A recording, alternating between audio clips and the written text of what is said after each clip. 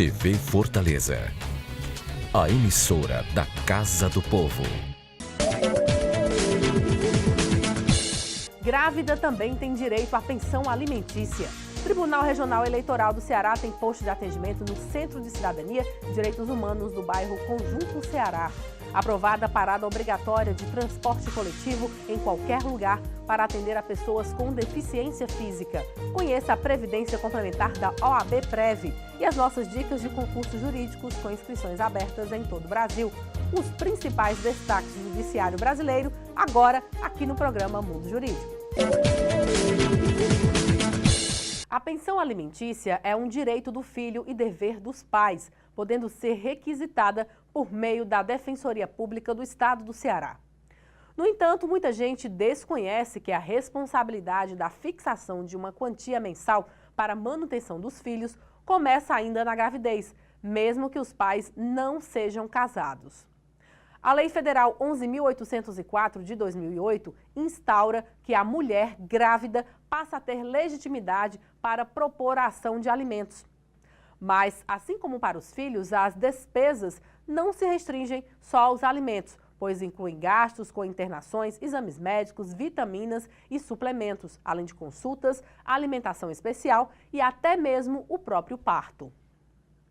O Tribunal Regional Eleitoral continua ampliando o número de postos de atendimento ao eleitor. O mais novo posto de atendimento funciona no Centro de Cidadania e Direitos Humanos do bairro Conjunto Ceará. Acompanhe. O posto de atendimento do Tribunal Regional Eleitoral, inaugurado no Centro de Cidadania e Direitos Humanos do Conjunto Ceará, visa ser mais um espaço para os eleitores realizarem a biometria, como confirma a desembargadora Maria Nailde Nogueira. Sempre o TRE tem buscado descentralizar esse trabalho da biometria, no intuito de que possamos, no dia 9 de maio, aumentarmos o percentual de pessoas biometrizadas. Hoje nós temos cerca de 37% do eleitorado de Fortaleza biometrizado.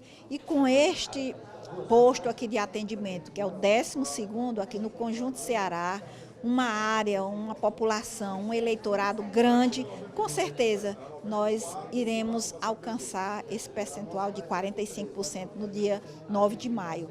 O espaço foi cedido pela Prefeitura Municipal de Fortaleza, com o objetivo de aproximar os serviços da comunidade. Essa iniciativa conjunta, TRE Prefeitura, veio ao encontro, inclusive, desse equipamento, que é um equipamento de cidadania.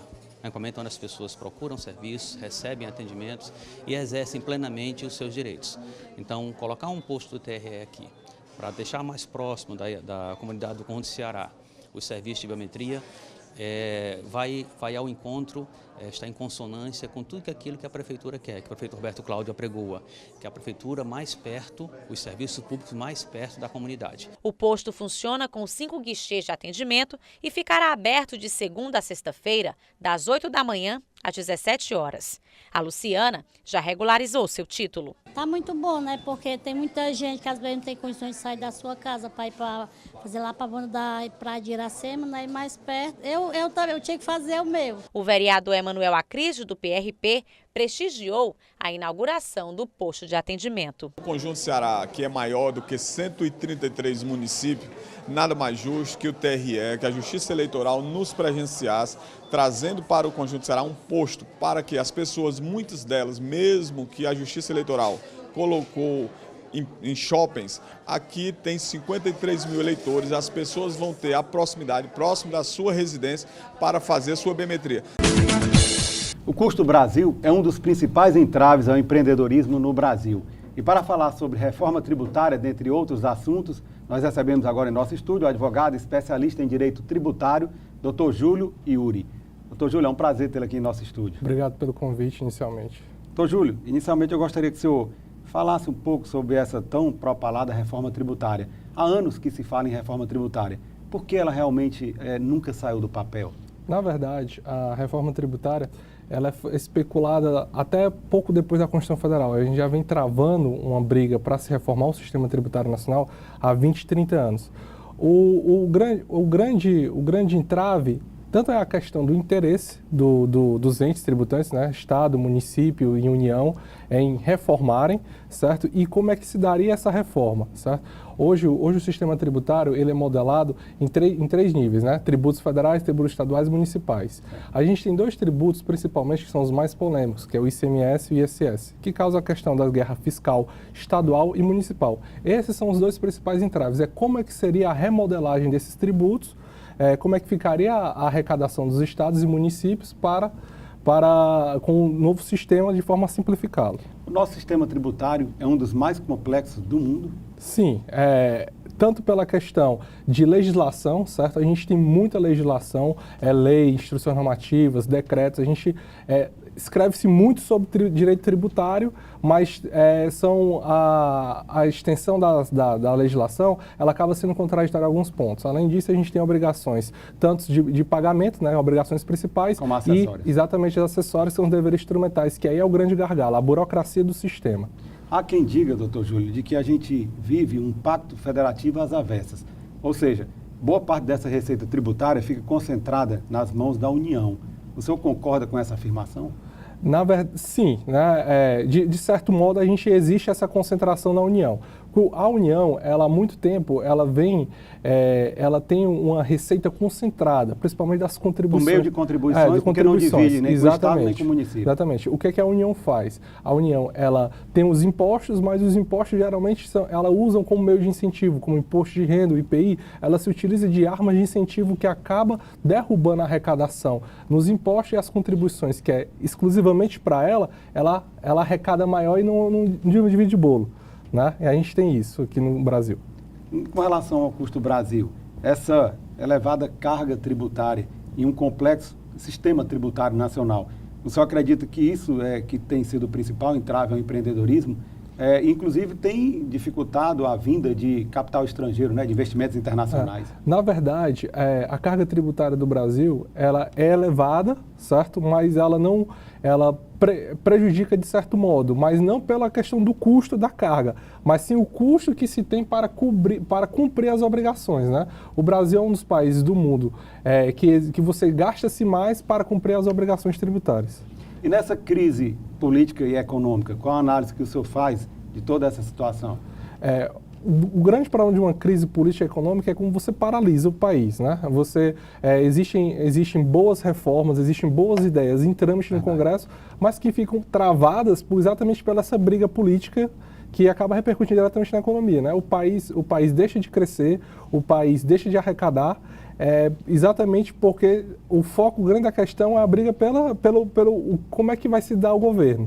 Doutor Júlio, nós estamos num ano de eleições, ou seja, a partir de outubro de 2018, nós teremos eleições para a escolha dos nossos representantes, tanto na Câmara quanto no Senado, quanto os governadores e presidente da República. De que forma essas eleições acabam impactando na economia e no mundo empresarial? Eu gostaria que o senhor fizesse essa análise, mas logo após um breve intervalo. A Câmara Municipal de Fortaleza não para de trabalhar pela população da nossa cidade. E para que você fique sempre por dentro do nosso dia a dia, temos vários canais de comunicação. Confira o que acontece na Câmara pelo site e pelas nossas redes sociais, como Facebook, Instagram, YouTube, TV Fortaleza e Rádio Fortaleza. Acesse, comente, assista, participe. A casa é sua também. Câmara e você, juntos construindo uma Fortaleza melhor. Nós voltamos a entrevistar o advogado especialista em direito tributário, Dr. Júlio Iuri. Dr. Júlio, a pergunta que ficou no ar no bloco anterior foi sobre de que forma as eleições de 2018 vão impactar na economia e no mundo empresarial. Eleições sempre é um ano muito complicado, né, para o Brasil, principalmente quando a gente vem de um desgaste político muito grande, certo? E acredito eu que 2018 vai ser um ano de ruptura, certo? O que isso acarreta diretamente é que as grandes reformas, previdenciária, a trabalhista que já está sendo implementada, mas ainda está sendo muito discutida, e a própria reforma tributária, elas, a meu ver, vão continuar paradas, certo? Ela pode até existir a aprovação de alguma legislação no sentido de inovar, certo? Mas que a implementação disso vai ficar mesmo para 2019. Que é muito negativo, muito ruim por... Exato, né? Até porque o mercado internacional, os investidores esperam que o Brasil tome uma postura de reforma. Né? E se não há reforma, o investimento não volta a crescer no país. Qual o conselho que o senhor deixaria aqui para os empresários diante desse sistema tributário tão complexo? A melhor forma de se economizar tributo, né, porque quando se fala que o que o empresário quer ouvir é a economia tributária, né, como é que ele pode economizar. E a melhor vertente que a gente tem hoje é o planejamento tributário, certo? É o compliance, você melhorar a sistemática de como sua empresa cumpre as obrigações, certo? É adequar o seu negócio à realidade tributária, de que forma que o impacto do tributo seja o menor possível no dia a dia da empresa. Doutor Júlio, já se fala aí em aumento tanto do PIS quanto da COFINS, diante de decisões favoráveis do contribuinte. Qual a análise que o senhor faz sobre esta possibilidade? A principal impacto da questão do PIS e COFINS é que o STF já decidiu, em março do ano passado, pela exclusão do ICMS da base de cálculo do PIS e COFINS. Né? Isso é um impacto muito grande na arrecadação. A medida mais célere que o governo tem hoje é o aumento, certo? Ele publica a legislação hoje, daqui a 90 dias ele já pode arrecadar o PIS e COFINS majorado. E a tendência, a certeza do aumento é muito provável, certo? Porque o impacto, a União já trabalha hoje com o impacto já do ICMS, o PIS e COFINS sem o ICMS na sua base. Doutor Júlio, o que a gente tem assistido na última década, ou até mesmo nas 2 últimas décadas no país, é a chamada guerra fiscal. Ou seja, para atrair investimentos, estados e municípios acabam abrindo mão da arrecadação, concedendo benefícios fiscais para aqueles empresários que decidam instalar um empreendimento naquele município ou naquele estado. Qual a avaliação que o senhor faz dessa guerra fiscal? Certo. A guerra fiscal é uma realidade, certo? O governo federal e o próprio Supremo Tribunal Federal, ele vem tomando medidas exatamente para poder atenuar essa questão, certo? Mas isso é uma medida longe de ser jurídica, é uma medida política, certo? A principal vertente da guerra fiscal é a concessão de créditos, certo? Há estados que concedem créditos unilateralmente e isso acaba repercutindo diretamente na arrecadação do outro estado, certo? Na verdade, a guerra hoje tem que ser resolvida, a guerra fiscal hoje precisa de uma resolução política e não jurídica, né? Tanto pela questão da reforma tributária. Qual seria uma solução para a guerra fiscal? É tornar o ICMS e o ISS que são tributos de abrangência nacional, mas de competência federal e dentro dessa competência federal que a União conseguisse repartir de acordo com a necessidade de cada estado a arrecadação. Doutor Júlio, quando se fala em reforma tributária, na cabeça do governo, reformar é pensar em aumentar a arrecadação. Já para o lado empresarial, é diminuir a carga tributária, reduzir o custo do Brasil. Como conciliar interesses tão antagônicos? Na verdade, o ponto de consenso entre empresários e governo é a simplificação do sistema. Quando você tem um sistema simples, um sistema enxuto, com regras claras e predeterminadas, você acaba economizando para os dois lados. O governo em material de fiscalização, de arrecadação, de instrumentalização, e o próprio empresário, ele vai deixar de gastar muito para cumprir as obrigações tributárias e declarar tudo que o governo quer. Né? Havendo uma economia desses dois lados, certo? Tanto o governo como o empresariado, apesar de se a carga tributária se manter a mesma, sai ganhando. Os dois lados ganham. Doutor Júlio, infelizmente nós estamos chegando ao final da nossa entrevista. O programa Mundo Jurídico agradece a sua presença e as informações aqui prestadas e abre agora espaço para as suas considerações finais. O cenário hoje que a gente tem no país é um cenário de instabilidade, certo? Política, e isso acaba repercutindo no cotidiano do empresariado. O que se espera daqui para frente é que essas reformas sejam implementadas e que a gente possa ter uma simplificação do sistema. A grande chave para esse entrave tributário no país se chama simplificação. Certo? Se você simplificando o sistema e adequando ela a uma realidade realmente empresarial, você vai ter o desenvolvimento é consequência. Obrigado. Ivelise Maia. Os direitos das pessoas com deficiência estão contempladas na Carta Universal dos Direitos Humanos de 1976. Este princípio orientou a aprovação de Estatuto Municipal da Pessoa com Deficiência a partir desta legislação. Aprofundou a garantia dos direitos, tornando obrigatória a parada de transporte coletivo em qualquer lugar para atender a pessoas com deficiência física. A lei foi aprovada aqui na Câmara Municipal de Fortaleza e sancionada pelo prefeito Roberto Cláudio.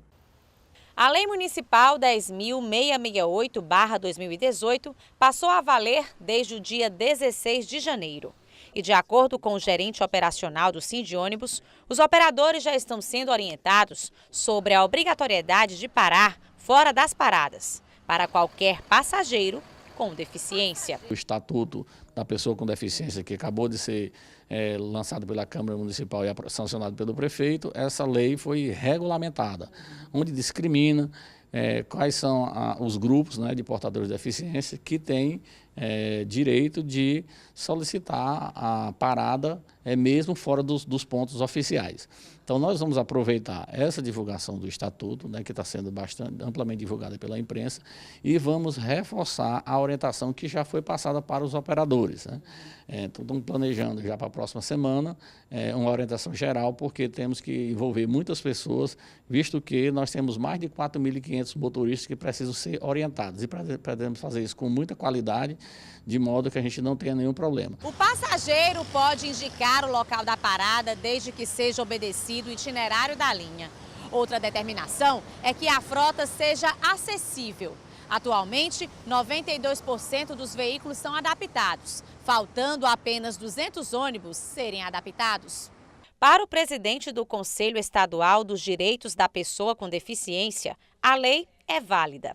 Porém, falta sensibilidade por parte de alguns motoristas das linhas urbanas. Sentimos falta dessa sensibilidade do operador do sistema, né? Que realmente eles não estão parando ainda, não estão dizendo que tem dificuldade de parar porque são multados e tudo, quando não é verdade, né? Se parar para a pessoa com deficiência fora do ponto, eles não serão multados. Então, assim, a gente precisa principalmente do apoio da imprensa para divulgar essa parada, divulgar essa lei, para que a gente realmente, enquanto pessoa com deficiência, consiga aproveitar. Quem presenciar falhas na aplicação da legislação pode denunciar. O nosso telefone de contato é o Alô Sindônibus 40050956. Ele está estampado em toda a nossa frota 100%, tanto na parte externa do veículo, ali atrás, como também na parte interna do veículo. Seria de muita ajuda se todas as pessoas que presenciarem fato em que a lei não está sendo cumprida por qualquer um dos nossos operadores, que nos ligue informando o número do veículo, o horário onde ocorreu o evento, para que nós possamos fazer uma orientação específica para esse operador. Tá? Então, nos ajuda e estamos aqui prontos a receber. Funcionamos das 6 da manhã até às 20 horas, todo dia. A Previdência Complementar fechada no Brasil vem crescendo a cada ano. O brasileiro percebeu que é preciso pensar no futuro, poupar hoje para ter qualidade de vida amanhã.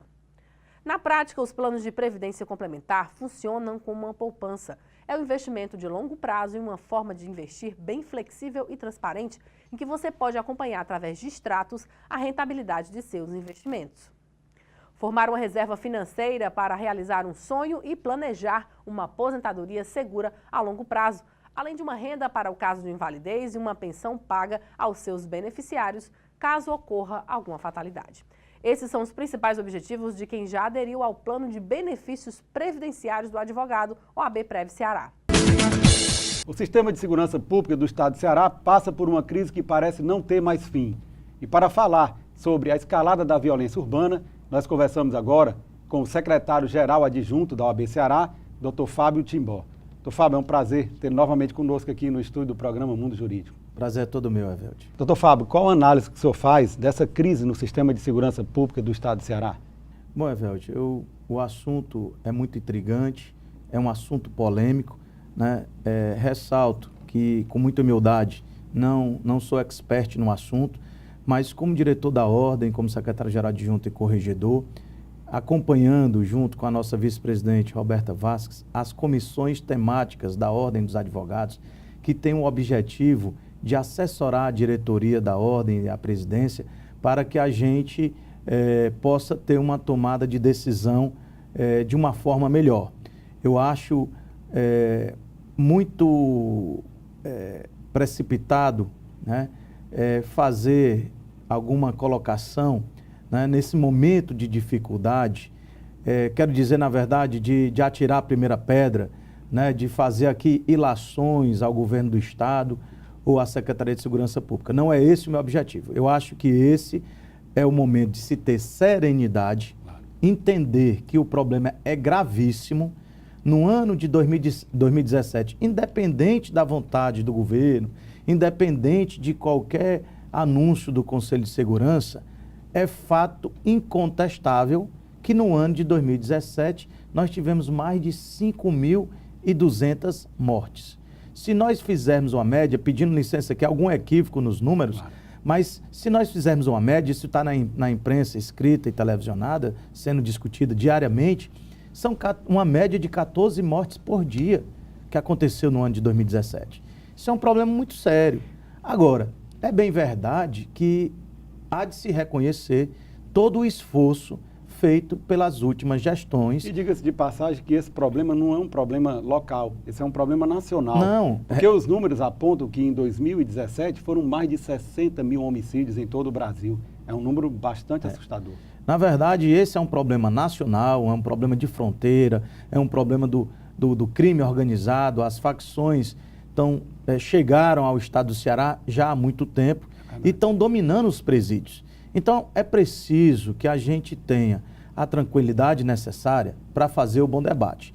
O que eu acho um equívoco que eu quero aqui ressaltar, cometido pelo governo do Estado, governo ao qual eu tenho muito respeito e, repito, reconheço o esforço que vem sendo empreendido pelo governo nos últimos anos, com o ingresso de mais policiais civis, de mais policiais militares, de delegados. Mas isso... Lançou o programa Ceará Pacífico. Você lançou o programa Ceará Pacífico, que é uma coisa muito interessante, mas é preciso entender que não tem um dono da verdade. Outro aspecto, doutor Fábio, me permita, que quando o senhor fala no esforço do governo do Estado, que realmente deve ser reconhecido, eu sempre toquei aqui, em várias entrevistas que fiz aqui ao longo do ano com criminalistas, sobre um aspecto importantíssimo da pena, que é o da ressocialização, e que tem sido tão bem trabalhado pelo governo do Estado, por meio da doutora Socorro França, titular da Secretaria de Justiça e Cidadania. É oportuno que a gente possa enaltecer o que o governo vem fazendo de bom. Mas me permita completar que é um fato inconteste que o governo, nos últimos anos, notadamente no governo Cid Gomes, e agora continuado pelo governador Camilo, né, dotou o Estado de um efetivo maior, de mais equipamentos, de viaturas, pistolas, novos coletes, onde eu tenho conhecimento que outros estados da federação vêm ao estado do Ceará para verificar o que é que foi feito. Porém, o que está acontecendo, então? Porém, nós não podemos apagar os equívocos que, porventura, possam estar sendo cometidos. Certo. Eu queria completar dizendo o seguinte, que o efetivo que foi aumentado era necessário, mas isso se deu por quê? Porque o déficit de anos, né, quando nós vimos alguns experts na área de segurança pública ressaltando que houve um crescimento vegetativo da população e esse incremento de mais efetivo não acompanhou. Durante alguns anos, por que não dizer décadas, foi criado uns déficit muito grande em relação a isso, ao ponto que esse efetivo que foi, salvo o melhor juízo, esse efetivo que foi implementado agora nos últimos anos, tem se mostrado insuficiente, né? Eu acho que não tem nenhum problema, nós queremos ajudar o governo do Estado. A Ordem dos Advogados, enquanto defensora da sociedade, quer se unir ao sistema de justiça, ao Tribunal de Justiça do Estado do Ceará, à Defensoria Pública, ao Ministério Público, à Polícia Federal, à Secretaria de Segurança Pública, não para simplesmente criticar, esse não é o objetivo, nós queremos nos irmanar para tentar minimizar esse problema que assola o nosso Estado e, sobretudo, a cidade de Fortaleza, que nos últimos dias morreram uma quantidade exorbitante de pessoas. Então, a pergunta que não quer calar, por que a Ordem dos Advogados está fora desse debate? Ora, a Ordem tem, e é esse destaque que eu queria dar, Evelio, com a sua licença, nós temos uma Comissão de Segurança Pública, nós temos uma comissão de direito penitenciário, de direitos humanos, né? A ordem debate isso sistematicamente. Nós temos relatórios que vêm sendo feitos nos últimos anos, relatórios estes que mostram como se encontra o sistema penitenciário, o problema recorrente nas delegacias, onde há um esforço do governo, retira os presos, os que estão lá detidos na delegacia, retira, aí depois volta e tal. Então, assim, esse é um problema crônico. E esses relatórios podem muito bem ajudar o governo na tomada de decisões. Né? É bem verdade que nós devemos aqui, Evelti, é assim que penso, né, que dentro desse Estado democrático de direito que vivemos, é oportuno que a gente deixe as vaidades de lado, certo? Eu tenho a coragem de dizer que eu não sei nem se é o melhor que eu estou vendo nas redes sociais, as pessoas pedindo a saída do secretário de Segurança. Eu não sei nem se nesse momento é o ideal. Esse aqui é o meu ponto de vista pessoal, o ponto de vista do advogado Fábio Timbó. Eu acho que seria o momento da gente sentar, certo? Diariamente, se for o caso, né? O governo do Estado se abrir, certo? Não é questão de pedir ajuda A ou B ou C, certo? Mas é óbvio que a Ordem dos Advogados tem muito a contribuir, né? Doutor Fábio, fala-se inclusive nesse momento de crise em intervenção federal. O senhor acredita que há motivos suficientes para que seja decretada uma intervenção federal no Ceará? Eu gostaria que o senhor respondesse essa pergunta logo após um breve intervalo. A Câmara Municipal de Fortaleza não para de trabalhar pela população da nossa cidade. E para que você fique sempre por dentro do nosso dia a dia, temos vários canais de comunicação. Confira o que acontece na Câmara pelo site e pelas nossas redes sociais, como Facebook, Instagram, YouTube, TV Fortaleza e Rádio Fortaleza. Acesse, comente, assista, participe. A casa é sua também. Câmara e você, juntos construindo uma Fortaleza melhor. Nós voltamos a entrevistar o secretário-geral adjunto da OAB Ceará, Dr. Fábio Timbó. Dr. Fábio, a pergunta que ficou no ar no bloco anterior foi sobre intervenção federal.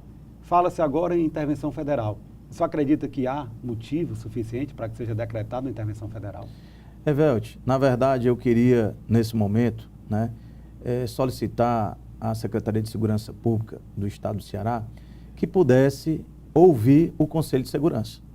Eu acho que aquele fórum de debate é o fórum mais adequado, né, onde pessoas ali que detêm uma expertise melhor na área de segurança, né, há uma fala do colega advogado e amigo Leandro Vasques nesse sentido, né, de que talvez fosse o caso de uma intervenção federal.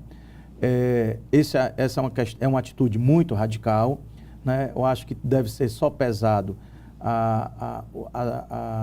em havendo essa solicitação, certo? E ela sendo deferida pelo Executivo e, salvo engano, deve ser aprovado pelo Congresso, né? Eu não sei se é a melhor saída, porque isso traz alguns reflexos positivos e outros reflexos negativos. Com certeza. O que eu posso lhe precisar é que, em virtude dessa colocação feita pelo Conselho de Segurança, né, foi solicitada a Ordem dos Advogados que a gente pudesse realizar uma sessão extraordinária do Conselho Seccional, que acontecerá amanhã, quarta-feira, a partir de 2h da tarde, onde, de forma democrática, para se fazer de forma responsável o bom debate, foi convidado o secretário de Segurança Pública, a doutora Socorro França como secretária de Justiça, para a gente debater este assunto. Eu acho que nesse momento é um momento de cautela, com tranquilidade, sem assodamento. Quero deixar claro aqui, porque tem muita gente se manifestando, que a Ordem dos Advogados ela é apartidária, não tem bandeira política, né? Então, até em respeito ao Conselho Seccional e a essas autoridades, nós vamos fazer esse debate amanhã. Eu espero que a gente, junto com essas inteligências, né, nós possamos encontrar o melhor caminho. Mas, se você me permitir, eu entendo, salvo o melhor juízo, que independente se esse pedido vai ser levado à frente ou não, eu entendo que a gente deve, a colocação é oportuna, eu acho que a gente deve se desarmar com tranquilidade, né, entender que é oportuno unir todas as forças em prol de minimizar essa questão. Sua Excelência, o governador, faz uma severa crítica ao governo federal. Eu acho que o governo também não pode só apontar para o governo federal, mas eu não posso deixar de reconhecer que, neste aspecto, quando o governo do Estado solicita que o governo federal faça um plano efetivo para minimizar essa questão, né, para diminuir esses impactos negativos da bandidagem, o ingresso de drogas através das fronteiras, eu não posso deixar de concordar com Sua Excelência o governador.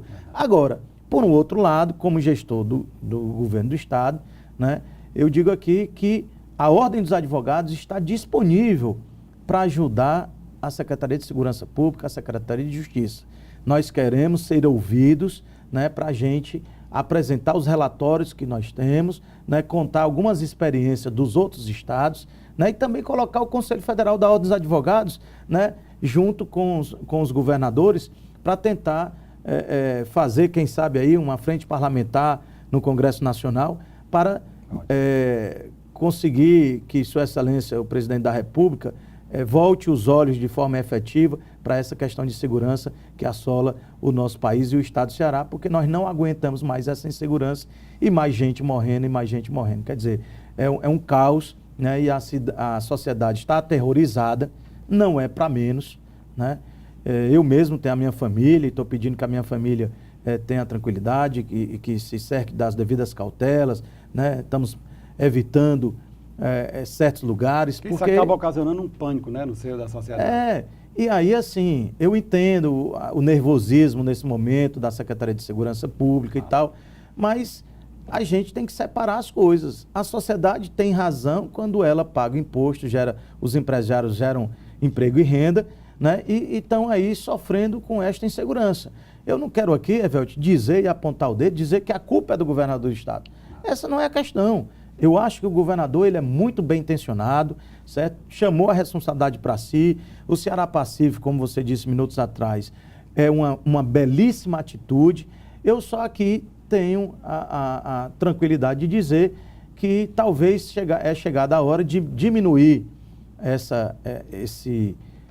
esse grupo, né? E deixar um grupo mais coeso e mais efetivo, né? Para tentar, de uma forma rápida, encontrar uma solução para minimizar essa questão. E me permita, o Ministério da Justiça não pode estar longe desse debate, né?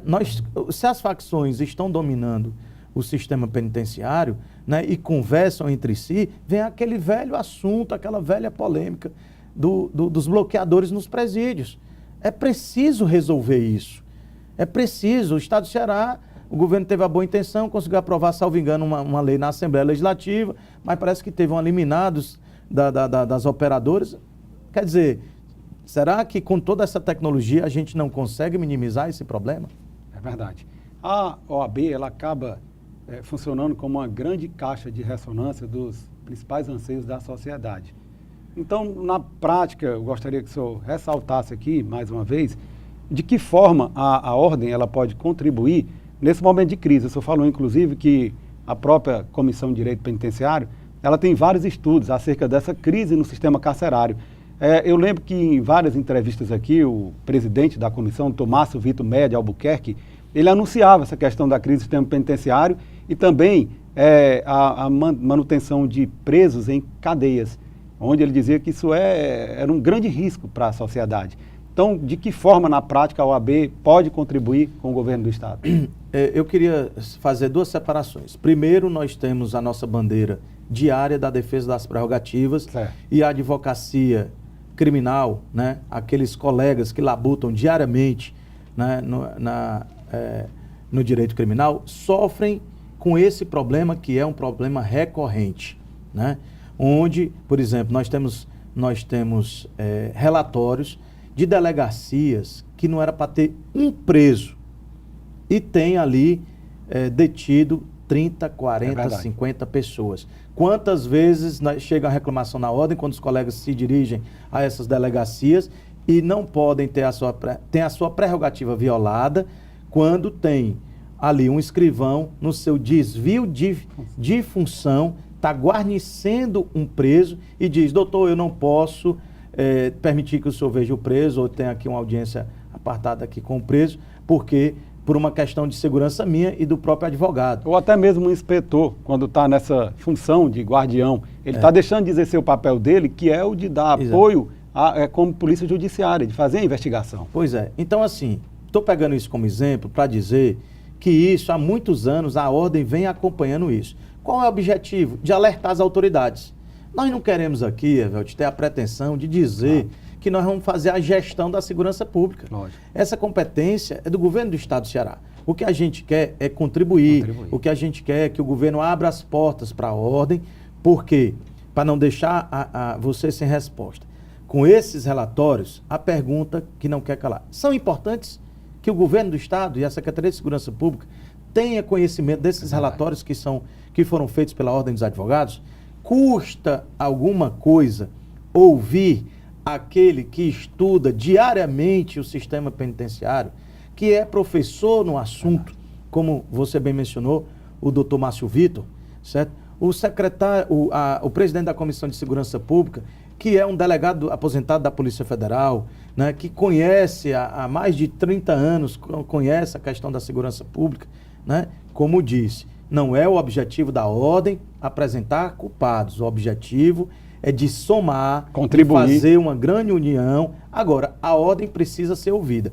E repito mais uma vez para todos os telespectadores, os colegas advogados e advogadas, que é lamentável o fato de, no final de semana, certo, o staff do Estado do Ceará ter se reunido, onde lá estavam algumas autoridades, o presidente do Tribunal de Justiça, Defensoria Pública, Polícia Federal, Ministério Público, e nós lamentamos democraticamente a ausência da Ordem dos Advogados. Até agora eu não entendi porque a ordem não foi chamada. Porque, Evelto, em 2012, quando nós tivemos aquela greve histórica da polícia, salvo engano, Polícia Militar e Polícia Civil, onde a cidade foi sitiada, né, se utilizaram até, sem querer polemizar, mas policiais pegaram os carros e tiraram dos quartéis, etc. e tal. A ordem teve um papel preponderante quando o presidente Valdetário, certo, teve a coragem de se dirigir às autoridades e pedir que a Ordem dos Advogados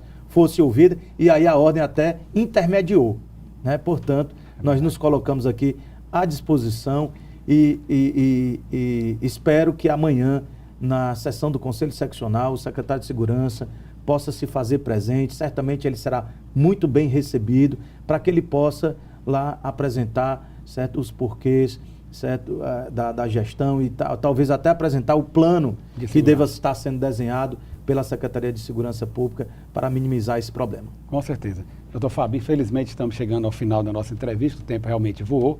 O programa Mundo Jurídico agradece a sua presença e todas as informações aqui prestadas e abre agora espaço para as suas considerações finais. Amigo Evelto, eu sou suspeito para falar porque tenho uma admiração pessoal pela sua pessoa. Obrigado. E não posso, como gratidão e memória do coração, dizer que nós somos muito gratos por você, apesar de todas as dificuldades, ter esse programa único aqui no Estado do Ceará, que faz esse bom debate da forma mais democrática possível. Então, em nome da ordem, quero agradecer mais uma vez pela oportunidade. Obrigado. Ivelise Maia.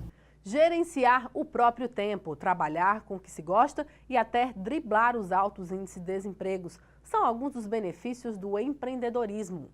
Do dia 29 até o dia 2 de fevereiro, na sede da Coordenadoria de Inclusão Social do Preso e do Egresso, 20 internos participam da capacitação do projeto Quiteiras, uma oportunidade de empreender, obtendo renda extra e capacitação profissional. Vamos agora conferir as dicas dos principais concursos jurídicos com inscrições abertas em todo o Brasil na nossa agenda. Tribunal de Justiça do Ceará, inscrições de 26 de fevereiro a 6 de abril. Ministério Público do Espírito Santo, inscrições até 16 de fevereiro. Procuradoria-Geral do Estado do Espírito Santo, inscrições até 31 de janeiro. Tribunal de Justiça do Espírito Santo, inscrições até 2 de março. Tribunal de Justiça de Alagoas, inscrições até 15 de fevereiro. E a gente fica por aqui. Acesse a página do programa no Facebook, Instagram e assista todos os programas no nosso canal no YouTube. Obrigada pela companhia e a gente se vê na semana que vem. Até lá!